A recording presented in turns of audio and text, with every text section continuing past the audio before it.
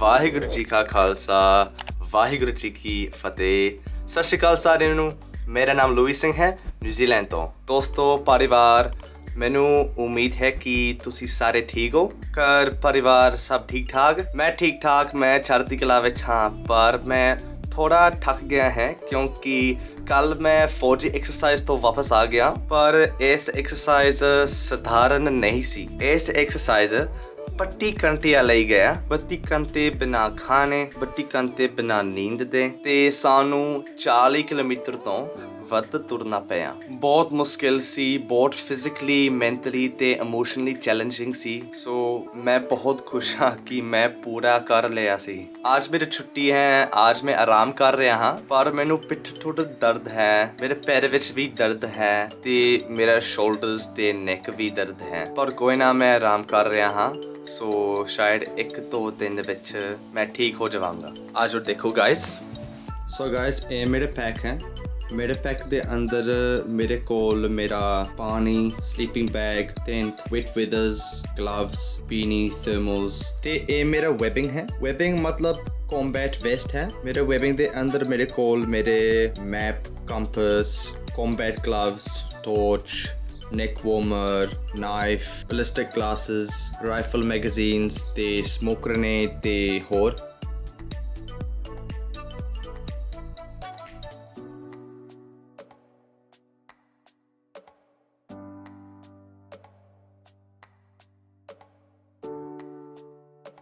So guys, over the last few days I was on an exercise with the army. However, this was no ordinary exercise. The entire exercise was solely focused on resilience. This resilience training, guys, was over 32 hours of continuous physical, mental and emotional stress. It was 32 hours no food, 32 hours no sleep, all whilst walking over 40 kilometers with a pack and webbing which together weighed over at least 40 kilograms. So this exercise for me was probably one of the most hardest things I've ever done in regards to physical, mental and emotional stress and overcoming that. So I'm very happy that I managed to finish this exercise without dropping out. Now it's done, guys, it's finished, so I can look back on it. So now it's done, guys, it's finished, I can look back on it and be proud that I managed to finish without quitting. But I really want to share with you guys what happened on this exercise so you can understand how difficult some of the training can be in the army. So I'll start. So guys, the exercise started at 4 o'clock in the morning, and the first thing we had to do was form up in our ranks and conduct a kit inspection. So we had to open our packs, lay all our kit out on the ground in the exact same way, and an instructor would come along and tick off everything, making sure we had everything that was on the list. We'd been split into 3 groups of 4 to 5 soldiers, so if you were missing something from your kit, that would be a mark against your team and would affect your score at the end of this exercise. This exercise, although it was a resilience exercise, it was also a competition to see which group did the best. After the kit inspection, we got into our physical training gear, which is just a t-shirt, shorts and running shoes, and they took us for a nice run around the camp in the cold morning air. After a run around the camp, guys, we ended up being stopped at the swimming pool, and I immediately knew we would be doing something involving the cold water. For those of you that follow me on Instagram, you'll know that over the last week I've actually been doing some resilience training in the army around how to control your breathing and body when exposed to cold water. So that was a giveaway. We knew that we would be going into the cold water. So our 3 groups went into the cold water, and each group had to answer a few questions,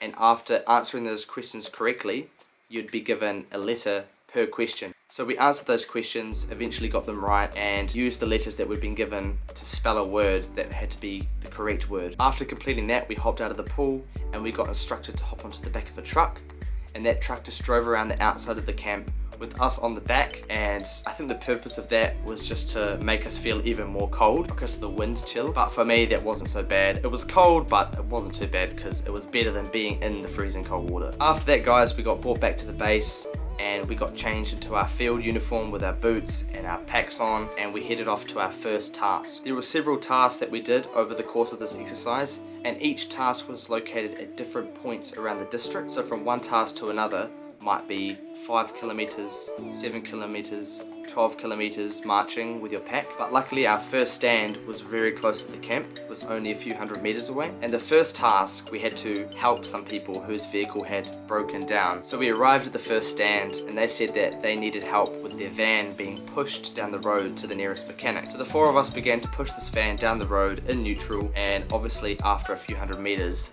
that started to get quite fatiguing, we started to get quite tired and it started to get more difficult, but we finally made it close to where we were supposed to be dropping the van off when one of the instructors tapped our team leader on the shoulder and said that he had had a heart attack and we had to deal with that. So our second in command stepped up and did all the first aid procedures, commanded us to do what we would need to do in a real life scenario, and the end result was we had to load this person onto a stretcher and carry him to a point where he would be picked up by medical help. And if you can imagine pushing a van several kilometers down the road, you're tired and you've got a heavy pack on your back, and then you have to carry a 80 plus kg person on a stretcher an even further distance, like a few hundred meters or another kilometer, you can imagine how exhausted you would be. So we walked several hundred meters with the stretcher and we finally got to the destination where we had to drop this person off. And on arriving there, our casualty, who was our team leader, was told by the instructors that he's fine and he could rejoin our group. So he rejoined us and we went to the next stand. The next stand was quite a few kilometers away because it took us several hours walking to get there, and when we finally arrived there we had to conduct a task which included more brain teasers and mathematical questions, but only 3 people of the 4 people in our group could be doing those questions at one time, while one person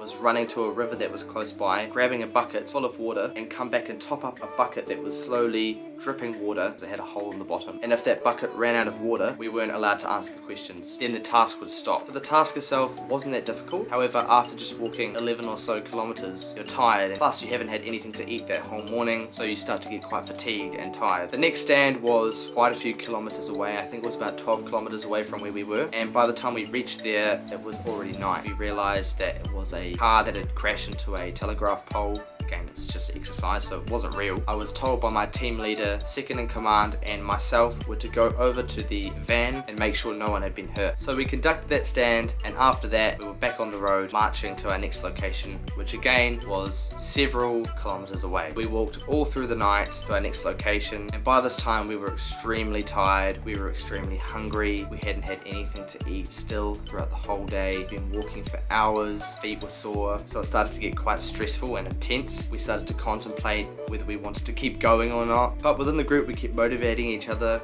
we kept encouraging each other to keep going, and we finally arrived at our next destination, which was 4th stand. At the 4th stand we were faced with some communications issues which we had to fix. After that we had to walk all the way back to our military camp. It was another long walk. When we finally got back to the military camp, we conducted several other activities which were very physically demanding. So by the end of this exercise we were all very physically drained and mentally fatigued. The biggest thing I wanted to share with you guys is the fact that this exercise was extremely difficult. It was, like I said, 32 hours, no food, no sleep, continuous walking. I've never put my body through that much pain and stress before, but the fact that I completed this exercise and didn't quit, I'm extremely happy. No one from my team gave up. But you guys, that was the resilience exercise that I did over the last couple of days. Thank you so much to all the subscribers for your constant love and support as always, and I'll see you guys in the next video.